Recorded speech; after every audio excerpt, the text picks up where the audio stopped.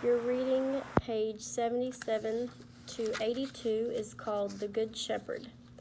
There was once a shepherd who had a flock of 100 sheep to care for. There were old sheep and tiny baby lambs with such weak legs that the shepherd had to carry them over the rough places in the road. There were black sheep and white sheep, a very large flock to tend, but the shepherd was always kind and good. Each morning he opened the sheepfold and led the flock over the mountain roads and beyond the hills to a wonderful green pasture. In this pasture the sun shone brighter, and the grass grew thicker, and the brook ran clearer than anywhere else. All day the sheep grazed and drank from the brook, and lay under the shade of the olive trees. The little lambs played in the sunshine with no fear. The shepherd was always quite close by to keep away the wild beasts that hid in the mountain passes. When night came, he led the sheep home and watched the dark while they slept. But one day the sun forgot to shine. Thick black clouds covered the sky. When the shepherd gathered his flock to start for home in the evening, the thunder began to rumble.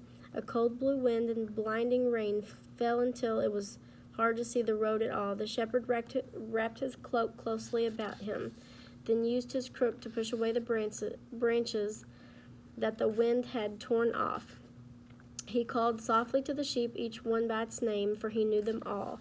They were nearly home when the shepherd heard a low baa close at his side. He stooped down to listen. A mother sheep was looking up into his eyes and trying to say something which he could not understand. The mother sheep kept tugging at the shepherd's crook. Then she would take a little way and bleat again to tell him that something was wrong. "Aren't my sheep all here?" asked the shepherd.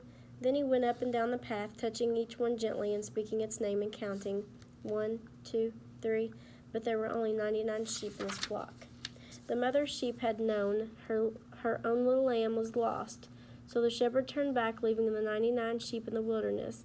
He hurried through the dark and the storm to find the lamb that was lost. He was a good shepherd. He knew that he could never lock the door of the sheepfold with one of the flock outside. The rain beat into his face, and the stones of the branches caught at his feet. But on and on he went up the mountainside, looking under every bush and in every hollow for the little lamb. There were no stars to light his way. The wolves came out of their dens to snarl and growl as he went past.